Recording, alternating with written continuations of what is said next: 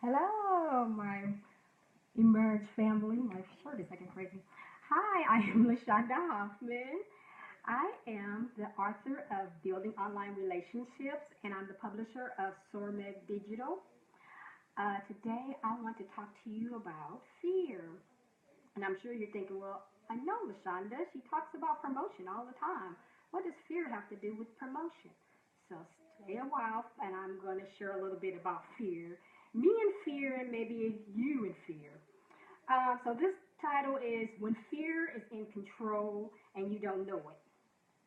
So if you know a little bit about me, you know that I deal with fear on a daily basis.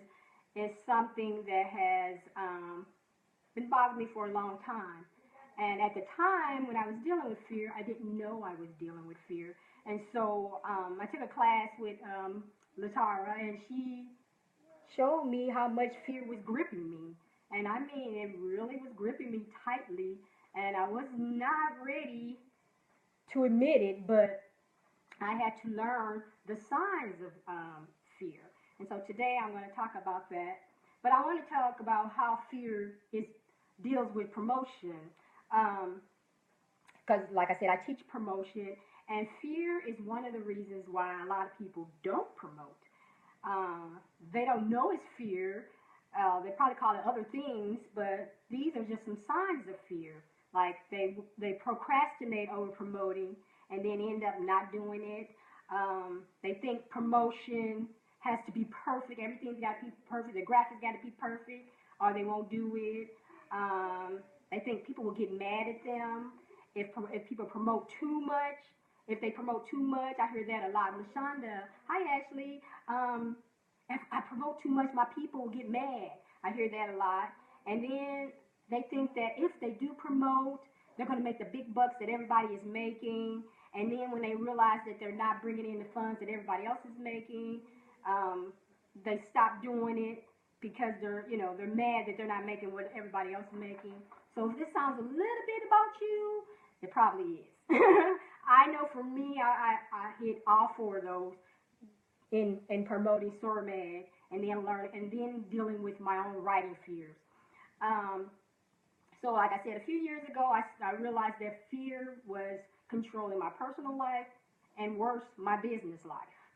Um, so these are the signs that I had to deal with. I had to know that fear has come to knock on my door, and I had let it in. So one of the first things that's in my fears, one that I know I'm dealing with fear, because sometimes you just ignore it and you think you're not dealing with it, but it's there, it's hiding, and it's procrastination. This is one of my biggest fears. Fear signs is procrastinating. It's putting off what you need to do today for tomorrow. This is a big fear that a lot of people deal with, and you don't even realize it's fear. For me, I was great at procrastination. I am the queen of I'm going to do something. When I hear myself saying I'm going to do, or I'm talking about the stuff and talking about it, but I'm not doing it, I know I've opened the door to fear and procrastination. So my tip to you is to have a plan. When I have a plan, I don't procrastinate as much. I know what I need to do. And if something is really scaring me, like submitting my book to an editor or creating a new promotion campaign and sending it out there, it scares me to death. I will do that first. And that's why I teach my clients, do that first. Do what scares the heck out of you first. That's the first thing you do in the morning. You wake up, you get on that computer, and you just do it. Send that book in. Send that campaign out. So you can get rid of it. You don't have to be, I'm gonna queen. You go just be done with it and move it on out the way. And guess what? Your day can go on because you're not going to procrastinate there. You're not going to keep putting it off. You're not going to say, okay, I'm going to send it Wednesday or I'm going to send it Thursday. You're not going to be able to do that because you've already done it. It scared you. You've done it first. You put it on. I say do it scared and move on to the next thing. So another fear sign for me is perfection. Oh my gosh, that is a big, big problem for me. Perfection. It's got to be perfect, perfect before I send it out. Everything's got to be in line. Everybody got to be pretty. Everybody got to be click, click, click. Um, my biggest issue was my books. If you see me talking about my books, I say I have books in the closet. I kept my books in the closet for almost 20 years because they weren't perfect. They weren't up to standard that I thought they needed to be. And so I wouldn't release them so they could go get edited, so they could go get looked at, so somebody could read them and see if they need to get some updating or whatever, because I wanted them to be perfect. Again, that is a sign of fear. I was scared to let somebody else read them. The only person that ever read my books was my mom. And she would always say, release them so other people can read them. And I would go, no way, Mom, it's not ready. They got to be perfect. They got to have this. They got to have that. I got to make sure they got enough conflict. And she would look at me and go, girl, nobody will never read your book because they ain't never coming out of this house. And she was right. They never came out the house because I would not release them. I kept wanting them to be perfect. Here's my tip to you. It will never be perfect. It won't. If you're waiting on that website to be perfect before you launch your business, it's not going to happen. Because guess what? Your website always is updating. If you're on your job, if you're doing your right promotion stuff, that website got to be updated at least weekly. You know, you can't wait years and update your website. If you're trying to bring business in there constantly, you're going to update that website. If you're trying to put out that perfect course, never going to happen. You're going to update that too. You're going to you're going to change it. Maybe you sent it out before, somebody liked something else or they didn't like it, so you're going to go in there and change it around. If you're waiting on it to be perfect, it's never going to get out there. You're never going to make any money on it. That product can't be improved. Yes, it can, but later on. Put it out there. Get it out there. Get out there, see what the people are saying. Do they like this product? They don't like it? Then go back to the drawing board. If nobody ever sees the product, it's not going to happen. I'll give you a perfect example. I want to do t-shirts. I put t-shirts out there. I didn't sell any, but I got a lot of likes. I like this. I like. So I just need to promote some more, because there's somebody out there that wants that t-shirt. But if I kept it in my head like I had been doing, trying to make a complete line, 10 t-shirts, you know, I went to a class and the man said, one. All you need is one product. Do that, perfect it, move on to the next one. Oh, I'm trying to do a whole line. I'm trying to be perfect. I'm trying to get everything in shape. And it didn't work. It does not work that way. So let it go. Move forward. You can always correct later. I learned that the hard way, but I'm teaching you. You don't have to learn it the hard way. Put it out there. And I'll give another tip on that. When you try to do a product, put it out there, do an email and see if people are interested. Remember I said I did the t-shirt? Nobody bought anything, but what if I wanted about 500 t-shirts and nobody bought it? I got 500 t-shirts sitting here. Okay, that was my idea. But because I didn't invest in any money on it, I just put the picture out there to see if people was interested. I didn't lose anything. It wasn't perfect. I didn't go into debt trying to be perfect. So remember that. It does not have to be perfect. And you sometimes don't even have to have the product. You just have the idea and you put it out there. If people want it, they're going to buy it. If not, they're going to keep moving. And guess what? You haven't wasted any time trying to be perfect. So another sign that I had of fear is worrying about what other people think of LaShonda or my products or my magazine or my books. Oh my gosh. I had this issue all the time, worrying about what people thought about me, what is going to happen. Oh, should I send that out? Did I make the right? Latara tell you, I'm the queen of I don't know how to price. And it's because of fear. I feared what people would think of my prices. Should my prices be high? Should it be low? Should I be this? One lady told me about which store you want to be. Do you want to be Walmart?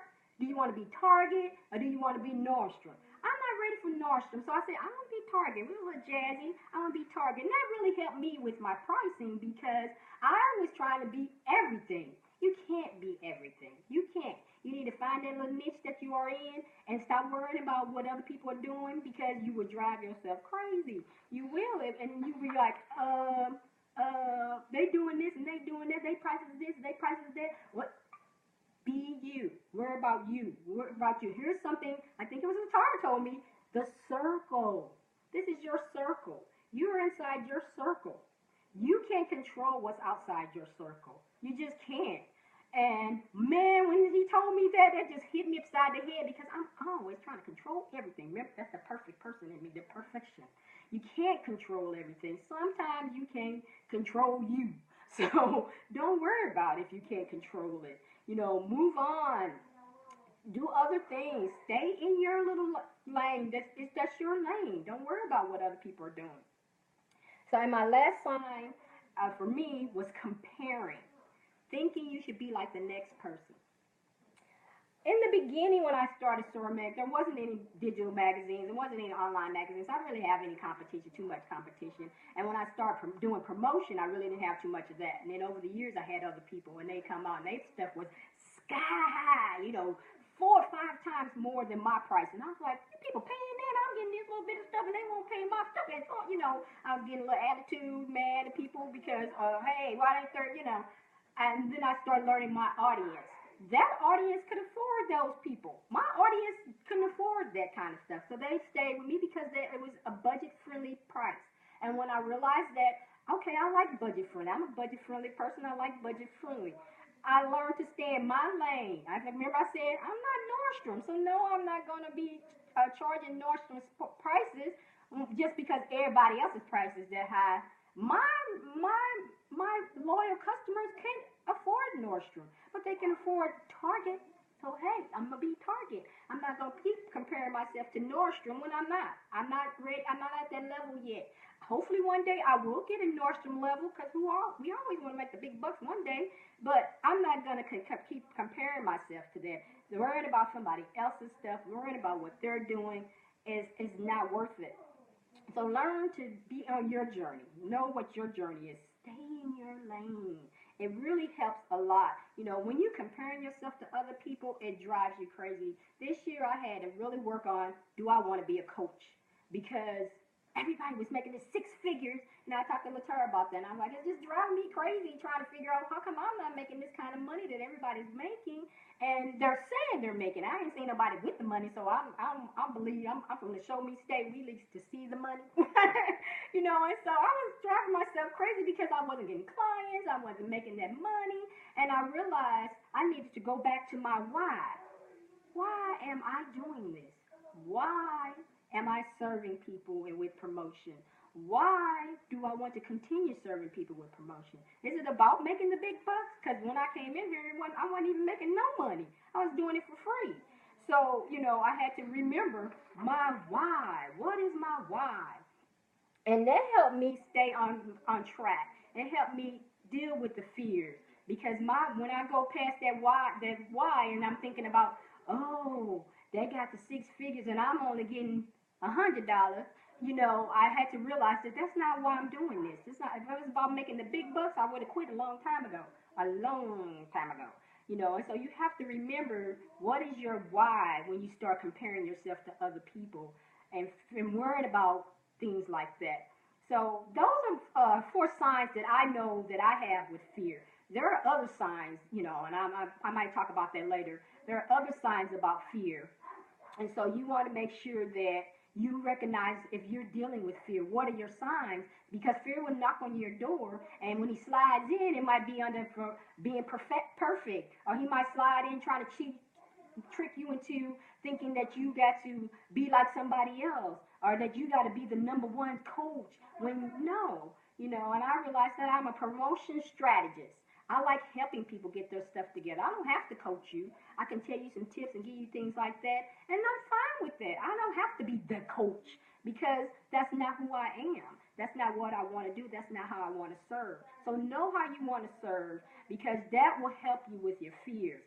And do it scared. You're gonna always be scared, but you have to deal with fear. You have every day. You have to do it scared. You have to move out of there. One of the things I learned, someone said that if you're dreaming and your dreams don't scare you, you're not dreaming big enough. And so I've got huge, huge dreams. That's why I'm scared to death all the time. And that's a good thing. Let that fear motivate you to move forward. Okay, I think my time is almost up. I want to tell you that, fear comes in 4 ways for some people. Procrastination, perfection, worrying about what others are doing, and then comparing yourself. You don't have to do that. I want to offer you 4 scriptures. I'm not going to read them. I'm just going to give you 5 scriptures, and you can, write them down and use them when you're dealing with fear.